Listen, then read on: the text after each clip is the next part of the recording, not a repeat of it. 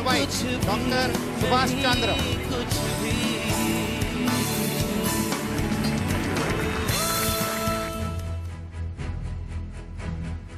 Sir ऐसा कहा जाता है कि एट्रिशन रेशियो अगर 3-4% से कम हो तो it's a best human resource manage company.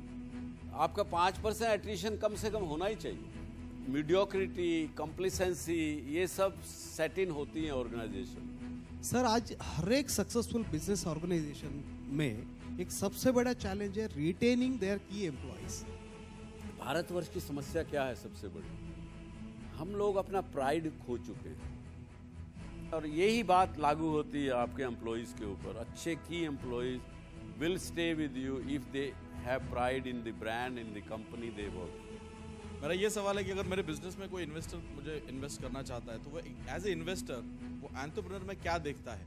जो फंड लगाने वाला है, आप कितने कन्विंस्ड हो उस आइडिया के बारे में, आपको कितना भरोसा है उस आइडिया के बारे में, और उसके बाद वो देखता है कि आपको अपने ऊपर उसको एग्जीक्यूट करने का कितना भरोसा है।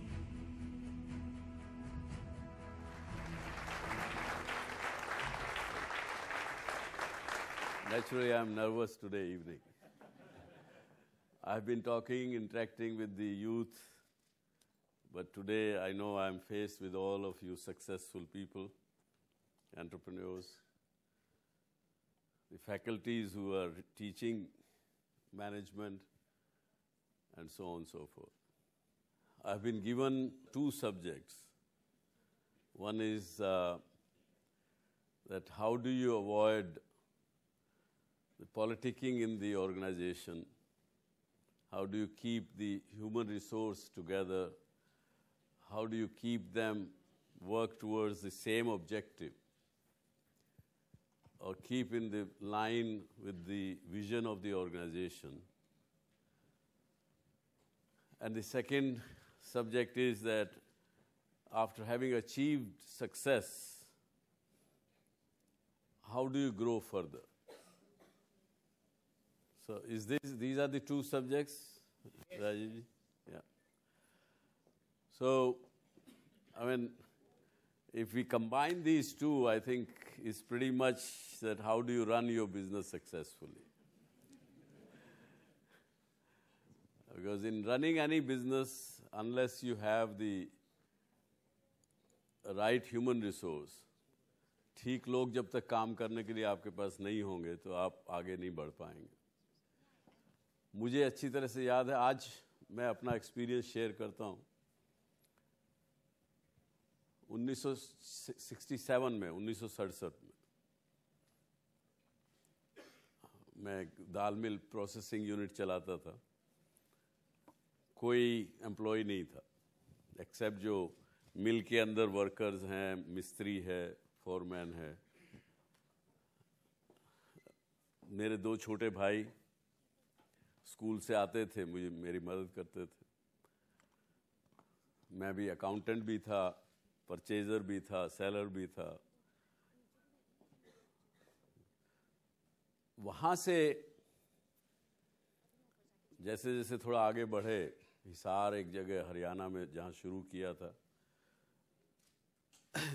दिल्ली आया मैं 1970 में। वहाँ पे आके पहले एक एम्प्लॉय साथ में मुनीमजीत साथ लगे, जबकि बचपन में हमने फैमिली बिजनेस में देखा था 20 मुनीम 20 एम्प्लॉय थे, लेकिन क्योंकि बिजनेस डाउनटर्न देखा, हमने जब शुरू किया 0 था। तो 70 में पहला एम्प्लॉय हायर किया, दूसरा एम्प्लॉय हायर किया। बड़ा इंटरेस्टिंग एक हादसा हुआ, हादसा कहिए, इवेंट, इंसिडेंस कहिए। हमने already other than food grain, हमने फूड कॉरपोरेशन ऑफ इंडिया के लिए एक पॉलिथीन कवर बनाने शुरू किए थे। फूड ग्रेन को ओपन में स्टोर करके उसको ऊपर ढक दें तो बारिश वगैरह में भी अनाज सेफ रहेगा। ऐसे वो उसको बोलते थे हम कैप कवर्स। अच्छा बिजनेस था।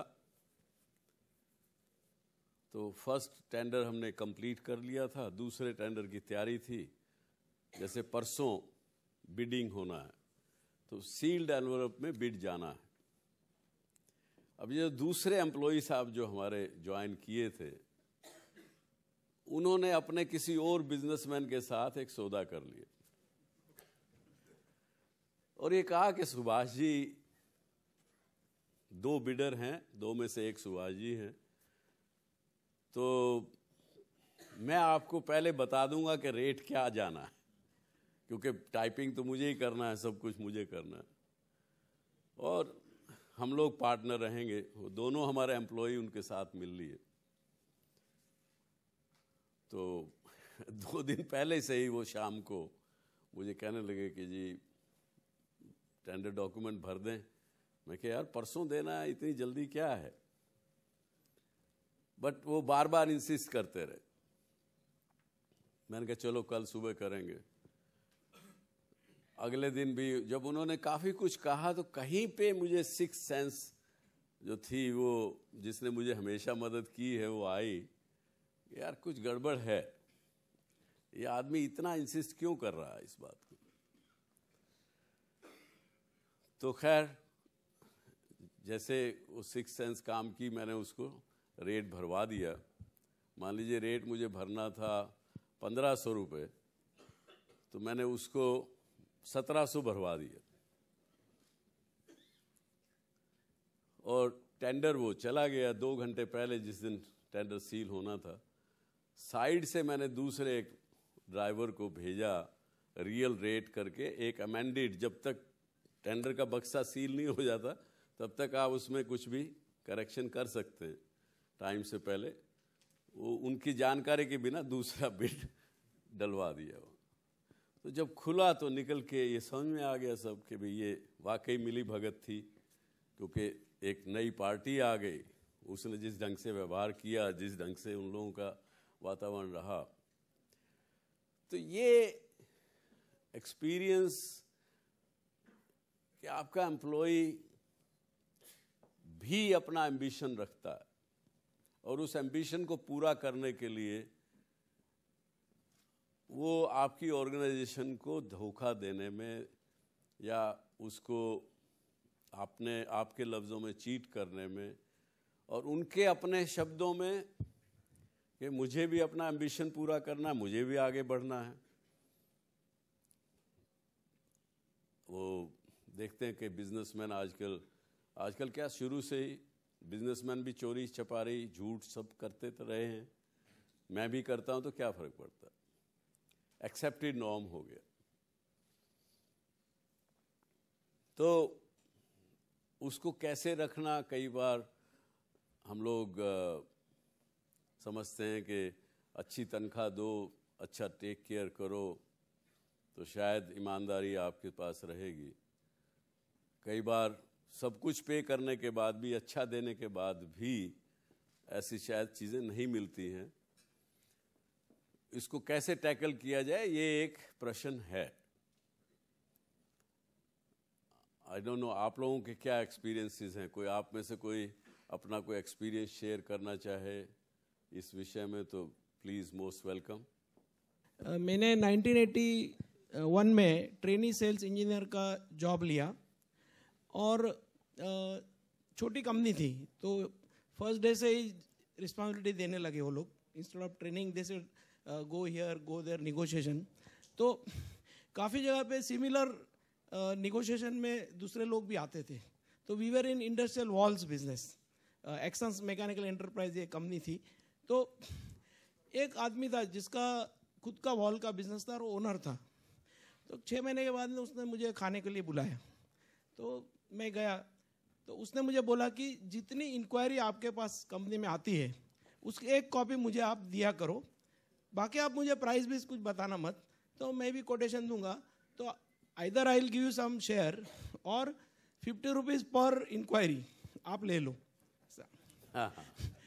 तो मैं सोचने लगा, ऐसा कोई तजुर्बा नहीं था कि क्या ईमानदारी है, क्या किसको बेईमानी बोलते वो भी मालूम नहीं था।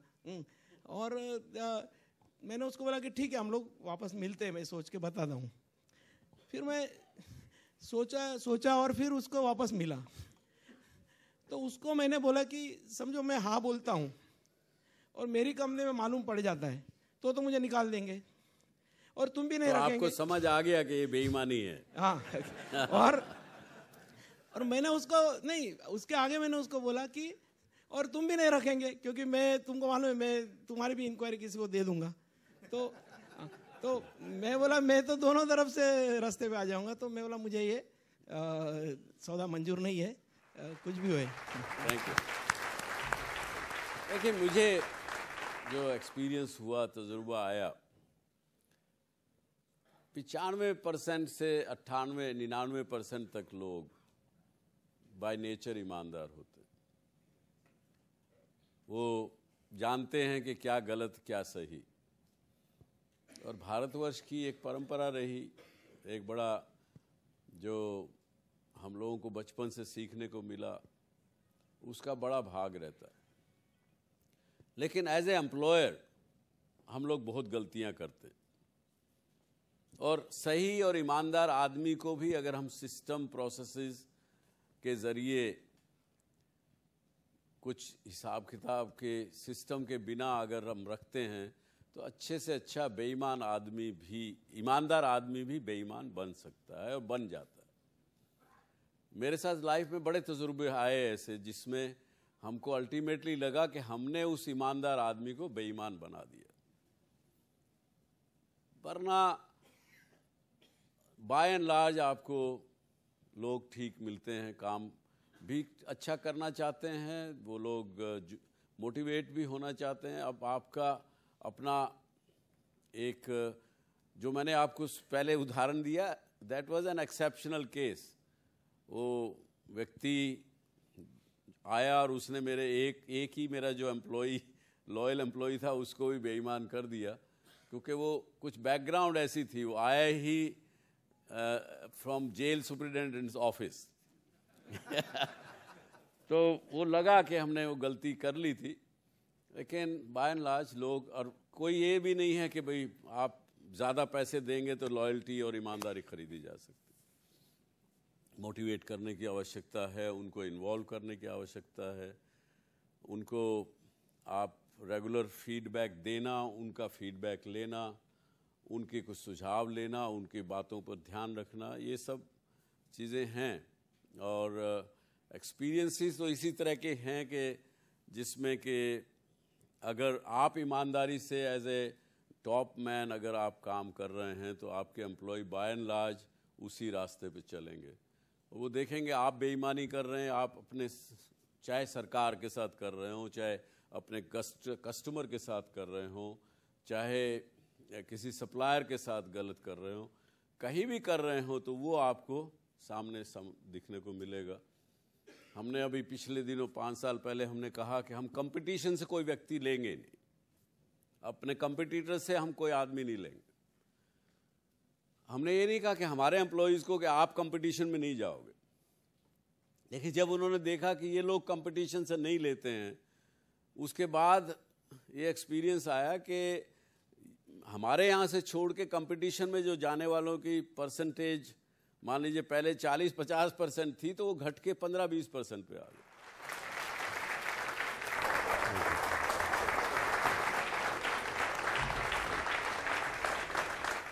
एट्रिशन रेशियो कम करने के लिए एक्चुअली ह्यूमन रिसोर्स में क्या पॉलिसीज देनी चाहिए, करनी चाहिए?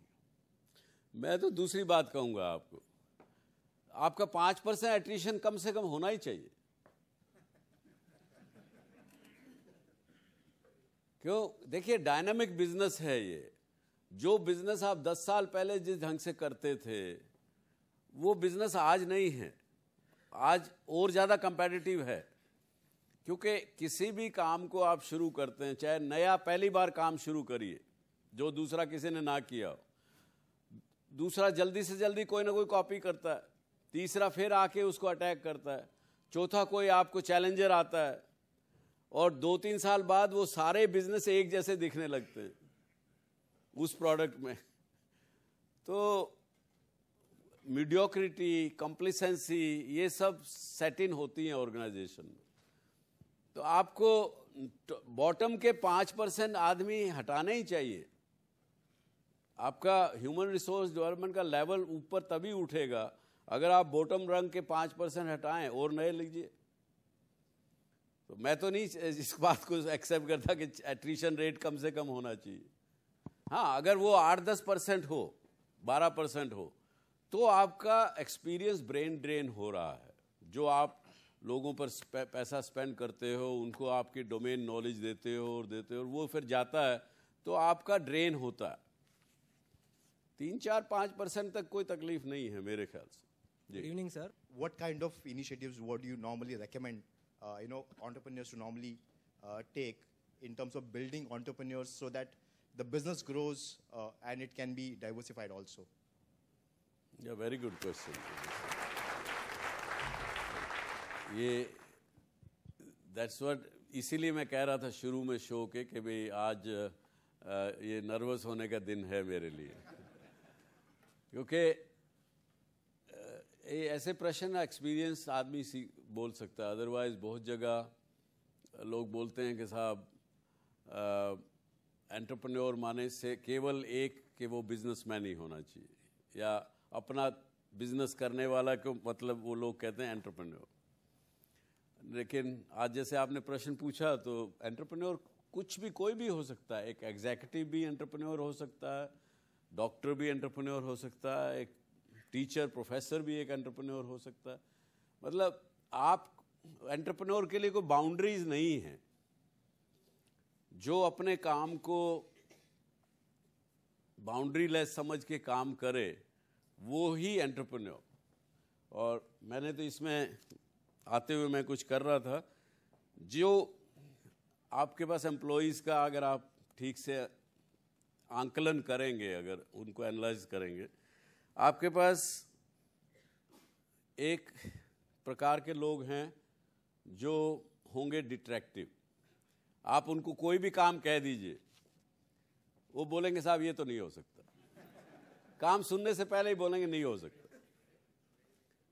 भाई कैसे, तो यार ये क्या बात कर रहे हो, तुम तनख्वाह लेते हो, कंपनी तुम्हारा ख्याल कर रही है, कुछ तो कभी तो किसी हाँ बोलने की सीखा करो, लेकिन नहीं करेंगे। एक डिट्रैक्टिव, दूसरे पैसिव। साहब बस उनको पता है कि कैसे सरवाइव करना इस सेठ के साथ, उनको इससे आगे नहीं करना। उनको they have mastered the art कि वो कैसे भी उसका चाहे चापलूसी करेंगे, कुछ करेंगे, वो सरवाइव करते, कंट्रीब्यूट कुछ नहीं करते।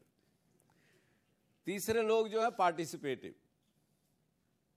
जो कि जिनको आपने जो काम कह दिया वो करेंगे और अच्छे तरीके से करेंगे। अपने आप से नहीं करेंगे, लेकिन आप जो काम कहेंगे उसको ठीक से बजा लाएंगे। उनको मैं कहता हूं उनको पार्टिसिपेटिव लोग। उससे ऊपर जब आप ऊपर उठते हैं तो वो फिर कंट्रीब्यूटर्स आ जाते हैं। आप भाग के वो खुद ब खुद अपने ऊपर रिस्पॉन्सिबिलिटी भी ले लेंगे। आपकी डिस्कशन हो रही, मीटिंग हो रही, वो कहेंगे अपने आप उठ के कहेंगे साहब ये मैं कर सकता हूँ या मैं कर सकती हूँ। They are contributing people. लेकिन जो एंटरप्रेन्योर टाइप का जो आदमी रहेगा वो जनरेटिव, उनको हम कहते हैं, खुद से जनरेट करते हैं। आइडियाज़ भी जनरेट करेंगे, उसके बाद उसको एग्जीक्यूट भी करेंगे। अब ये क्या आप एंटरप्रेन्योर बना सकते हो क्या? आंसर इज यस, आप बना सकते हो। लेकिन उसके लिए आपको, जैसे मैं हमेशा अपने लोगों को बोलता हूं कि first break all the rules. उसके बिना आप एंटरप्रेन्योर क्रिएट नहीं कर सकते अपनी ऑर्गेनाइजेशन। जैसे जनरली आप क्या करते हैं जब ऑर्गेनाइजेशन में आपको अच्छा करना हो, आप क्या करते हैं जनरली? मैं आपसे सवाल पूछता हूँ। हाँ जी, टेक ए डिसीजन। लेकिन अगर कोई आदमी ठीक काम नहीं करता, आप उसको ज़्यादा ध्यान देते हो या जो आदमी आपका काम अच्छा कर रहा है उसकी तरफ ध्यान देते हो? जो नहीं करता उसकी तरफ। क्यों? नहीं, आपको उसको प्रोडक्टिव बनाना है, इसलिए उसकी तरफ ध्यान देते हो ताकि उसकी जो कमियां हैं इसीलिए ह्यूमन रिसोर्स डिपार्टमेंट जो हर कंपनी में होता है वो आइडेंटिफाई करता है, चाहे तीसरे महीने उनका एनालिसिस करे, चाहे 6 महीने में करे, चाहे साल में करे, वो कहेगा साहब इस आदमी का ये ट्रेनिंग रिक्वायरमेंट्स हैं, इसको ये चीज़ की ट्रेनिंग देना चाहिए ताकि ये ठीक हो सके। मैं इसीलिए कह रहा हूँ break the rules, spend maximum time of yours with the person who is the best performer.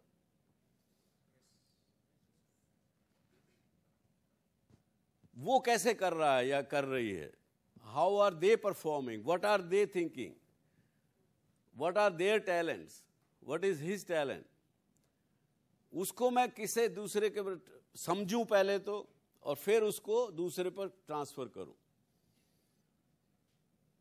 और जो बेस्ट परफॉर्मर है उसके साथ ज़्यादा टाइम गुजारूंगा, उसकी परफॉर्मेंस का लेवल वो खुद चैलेंज करके उसको और आगे लेके जाए, उससे और आगे लेके, क्योंकि उसके अंदर पोटेंशियल है। अब वो अगर आप पूरी ट्रेडिशनल भाषा में अगर कहें, जिसकी तकदीर में जान नहीं है आप जान नहीं डाल सकते उसमें, कितना मेहनत कर लीजिए।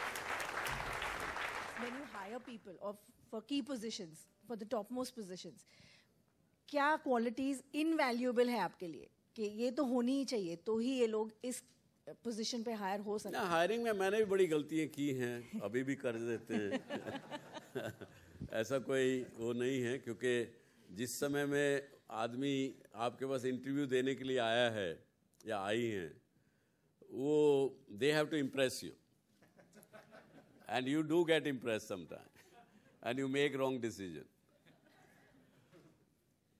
उससे बचें।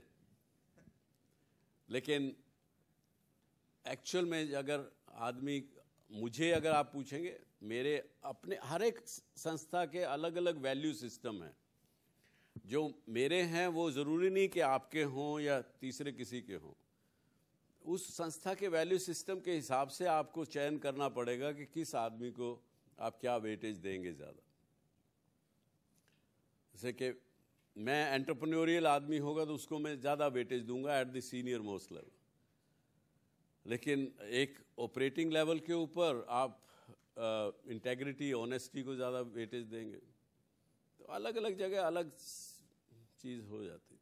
Sir, the problem of human resources we are facing is, हमारे कुछ एम्प्लॉयज़ ऐसे हैं जो ईमानदार हैं, वेरी हाई परफॉर्मेंस है, बट उनका काम करने का तरीका कुछ is not suiting the firm, but उनको निकालने से डर लगता है बिकॉज बहुत अच्छे काम कर रहे हैं, वो तरीका गलत है। तो इन लोगों को कैसे हैंडल करें? आपके क्लाइंट का क्या motivation? He is very happy with these people, but we are not sir. नाम अगर आप क्लाइंट खुश है, मालिक खुश है, तो आप क्यों, मियाँ बीवी राजी तो क्यों बीच में काजी? Sir the thing is, sir हमने हमारा फर्म का नाम वाइट कॉलर रखा है, तो फर्म का नाम एग्जैक्टली कॉन्ट्राडिक्ट हो रहा है ऐसे काम से।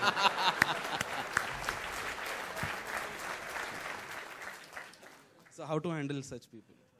ये तो देखिए, शॉर्ट टर्म गेन की वजह से आपके क्लाइंट उसके अंदर बह रहे हैं, वो लॉन्ग टर्म पर्सपेक्टिव से ठीक नहीं है। ये आपको अपने क्लाइंट को समझाना पड़ेगा और आपको उन आदमियों को हटाना पड़ेगा। इसका कोई दूसरा कोई बीच बिचाव वाला रास्ता कोई नहीं है।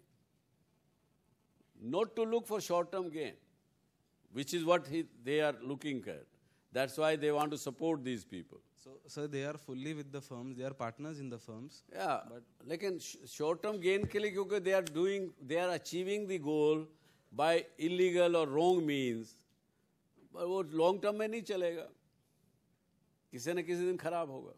आप एडवाइस करते भी? Yes, मैं तो यही कहूँगा। Risk-taking ability is the cornerstone of entrepreneurship. How would you advise young entrepreneurs to assess and manage risk and take the big leap of faith?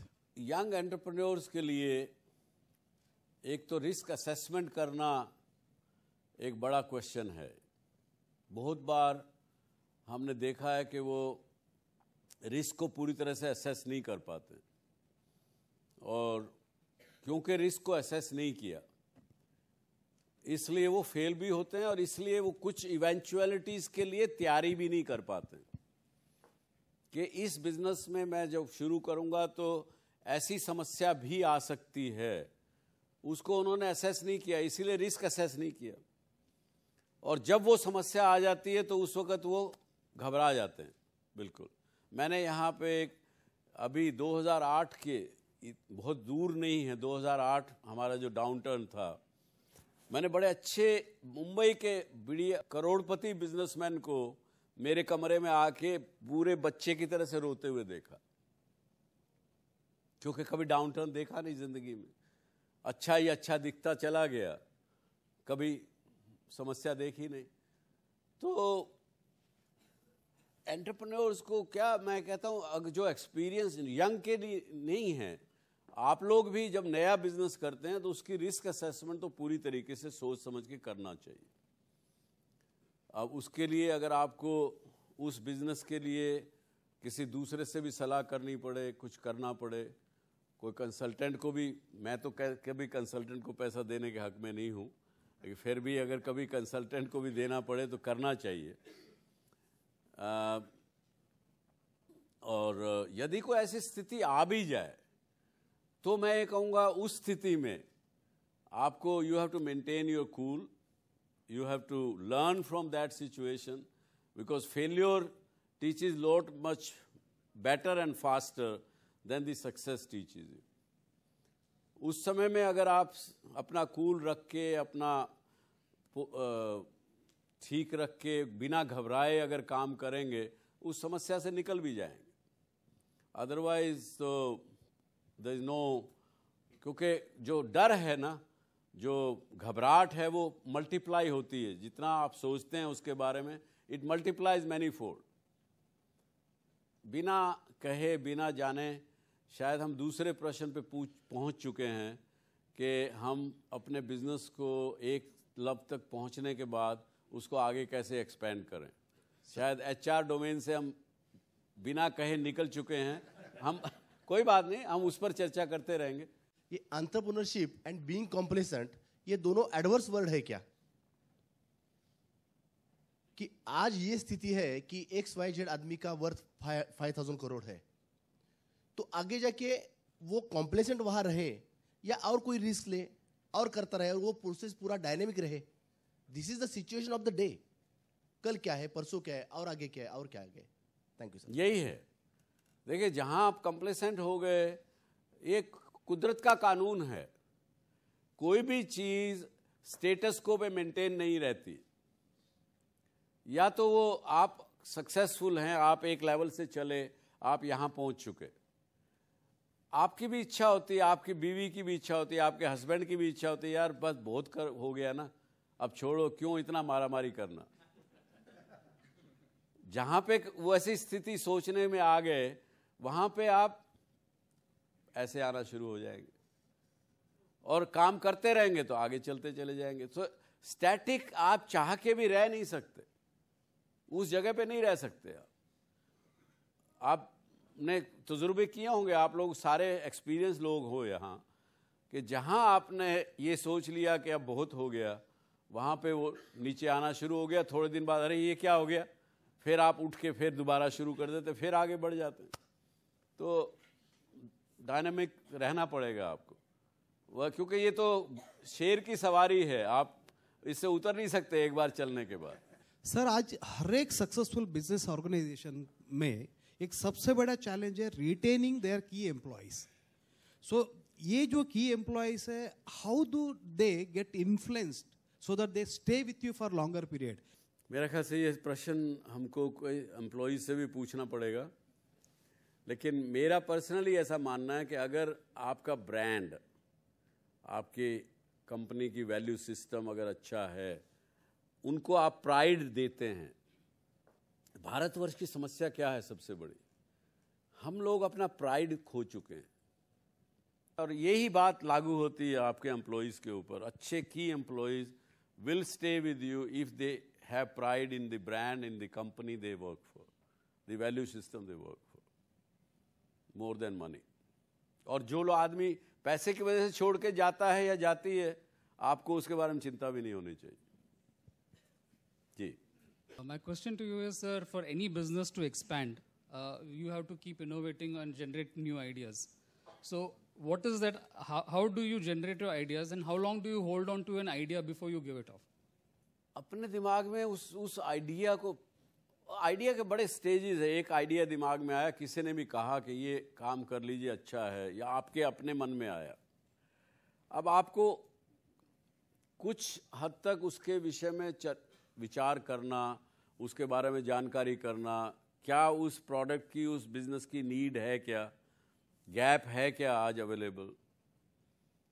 जैसे कि हमने जब एसएल वर्ड शुरू किया मुंबई में, मैं तो मुंबई आया, आके एसएल पैकेजिंग लगाई थी.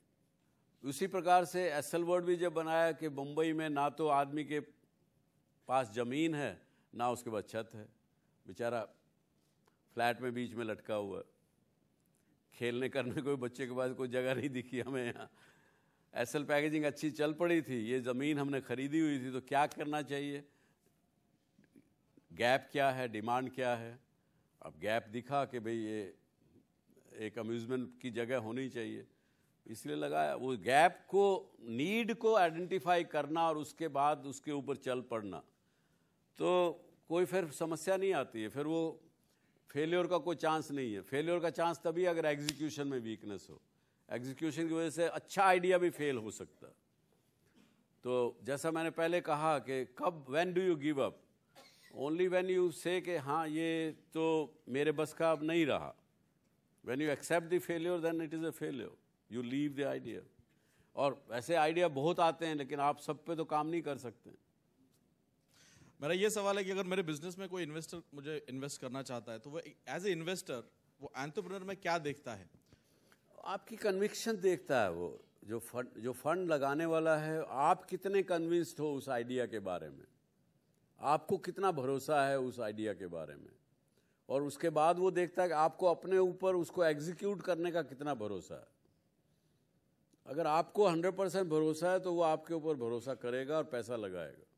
मेरा एक्सपीरियंस ये रहा है अब तक.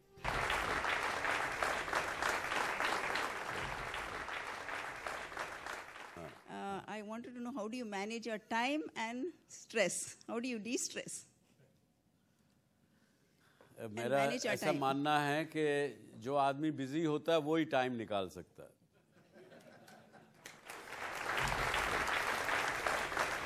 दूसरा, यदि आप किसी तरीके से प्रेजेंट में रहना सीख लें तो स्ट्रेस नाम की कोई चीज़ नहीं आती. समस्या हमारी कब आती है, हम या तो पास्ट की सोचते हैं या फिर फ्यूचर की चिंता करते हैं, इसलिए स्ट्रेस में आ जाते हैं. पिछली पुरानी बात याद करोगे तो रिग्रेट होता है, कह रहे ये नहीं किया होता तो अच्छा होता, ऐसा करते तो आज ऐसी स्थिति देखने को नहीं मिलती. और जब दिमाग, क्योंकि बड़ा चंचल है, ये मन बहुत बदमाश है, इसको कुछ देर नहीं लगती, कहाँ के कहाँ पहुँच जाता है. तो और फ्यूचर की बात करता है, अच्छा अगर मैं ये MBA करूं, अगर मेरे मार्क्स अच्छे नहीं आए तो नौकरी नहीं मिलेगी, या क्या करूंगा, फिर क्या करूंगी. एंग्जाइटीज़ होती है फ्यूचर के बारे में, इसलिए स्ट्रेस आता है. अगर प्रेजेंट में रहें, जो कुछ कर रहे हैं, जो इस समय में जो हैं, उसको अगर ध्यान पे रखें, और तो आपका एक्शन भी डायनामिक होगा, सक्सेसफुल होगा. जैसे कि आप सब सूरज से अगर लेके एक शीशे से अगर बिंदु पे डालेंगे तो कागज़ भी जला लें, कुछ भी जला सकते हैं, फोकस नहीं रहेगा. आज के इस समय में अगर हम रहेंगे तो हमारा एक्शन डायनामिक होगा, गलती की गुंजाइश नहीं होगी, कामयाबी मिलेगी.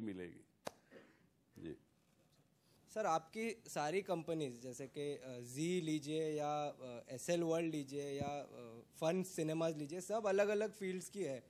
तो how did you ensure expertise in all the fields which are unrelated? So मतलब आपने मैन पावर को कैसे अपॉइंट किया, मैनेज किया, या किसी से पार्टनरशिप करके you went ahead in those areas? देखिए, बिजनेस तो एक बिजनेस से दूसरा, दूसरे से तीसरा, तीसरे से चौथा, ऐसे ही हुआ है हमारे यहाँ. आज दिखने को हमको लगता है कि एक दूसरे का कोई कनेक्टिविटी नहीं है, लेकिन अगर आप पूरा अगर देखेंगे बैकग्राउंड में, मैंने पीछे भी अपने कुछ इंटरव्यूज़ में कहा है कि one thing led to the another one, और जिस काम में आप जाते हैं तो उस काम की डोमेन नॉलेज आ जाती है, आपको अवेलेबल भी होती है, उसके बाद अगर आप सीखना चाहे तो सीख खुद भी सकते हैं, सब कुछ हो जाता है। सर, विथ रिगार्ड्स टू की पोजीशंस एंड एचआर पॉलिसीज, शुरुआत से अब तक आपके कौन से पैरामीटर्स हैं जो कायम हैं, and over the period of time कौन से पैरामीटर्स हैं जो चेंज हो गए हैं? ये तो बदलते तो रहते हैं सर। मुझे तो कौन से बेसिक पैरामीटर्स हैं जो आप शुरुआत से अब तक लागू कर रहे हैं, और कौन से हैं जो अब शायद इतने फीजिबल नहीं है या इतने कंपैटिबल नहीं है आज के युग के मुताबिक? ऐसा है कि मेरे कुछ अलग अलग, क्योंकि डाइवर्सिफाइड बिजनेसेस हैं, बिजनेसेस को हर एक सीईओ चलाते हैं और लोग दूसरे देखते हैं। हमने ऐसा नोटिस किया सच्चाई है ये। एक हमारी कंपनियों में भी अलग अलग कंपनियों में अलग अलग कल्चर डेवलप हो जाते हैं। वहाँ का जो उसको लीडर जो है, उस लीडरशिप की क्या वे ऑफ वर्किंग है, उसके ऊपर वो ऑर्गेनाइजेशन संस्था बन जाती है, और सब एक तरह से नहीं चलता है। मैं जैसे कहता हूँ कि ब्रेक द रूल्स फर्स्ट, लेकिन लोग ब्रेक द रूल करने को तैयार नहीं करना चाहते, एक्सपेरिमेंट नहीं करना चाहते, क्योंकि हम अब जितने सीनियर लोग हैं, बल्कि वो ज़्यादा, जूनियर आदमी फिर भी एक्सपेरिमेंट कर लेगा, लेकिन जो 10, 20, 25 साल काम में लगा रहा है, उनकी जो धारणाएं बन चुकी है वो बिल्कुल बदलना नहीं चाहते। जी, माय क्वेश्चन इज सर कि you have to concentrate on a core business and make it expand. Your Excel Pro Pack is number 1 in the world. So you have to keep on expanding your business, or when you have to diversify, when you have to diversify? ये तो देखिए, जब business कामयाब है और वो auto pilot पे है, कोई संभाल रहा है, उसको आगे ले जा रहा है, आपने छोड़ दिया उस बिजनेस को, अपने आप चल रहा है, वो एक्सपैंड कर रहा है, आप उसको थोड़ी डायरेक्शन देते हैं मंथली, क्वार्टरली, आपके पास टाइम है और बिजनेस करिए। ये तो मैंने हमेशा ज़िंदगी में जब नया बिजनेस किया, जब मैं अनएम्प्लॉयड रहा, और अनएम्प्लॉयड तभी हो सकता है, जैसे हम लोग अपने एम्प्लॉयज़ को भी हम बोलते हैं बार बार कि भैया मेक योर सेल्फ रिडंडेंट, तभी आप आगे बढ़ोगे। इसी तरह से एक बिजनेस जैसे एसएल पैकेजिंग जिसकी बात आप कर रहे हैं, इस कंपनी की पूरी कैपिटल वाइप आउट हो चुकी थी, क्योंकि जो कस्टमर ने, जिसने पूरी कैपेसिटी शुरू में लेने का प्रॉमिस किया 81 में, उसने बिल्कुल एक भी ट्यूब नहीं ली, तो 4 साल में वाइप आउट हो गई कैपिटल। लेकिन हमने विश्वास नहीं छोड़ा, भरोसा नहीं छोड़ा, और जब वो टर्न हुई तो उसका कोई भागने का स्पीड का कमी नहीं थी। जबकि आज विश्व में कहीं भी कोई आदमी हो, जब भी कोई पेस्ट करता है अपने ब्रश को, 35% लोग एसएल पैकेजिंग की बनी हुई ट्यूब इस्तेमाल करते हैं।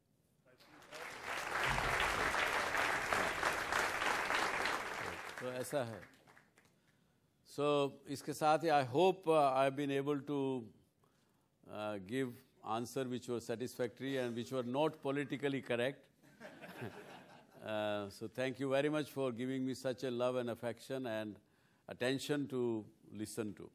Thank you very much. You were a wonderful audience.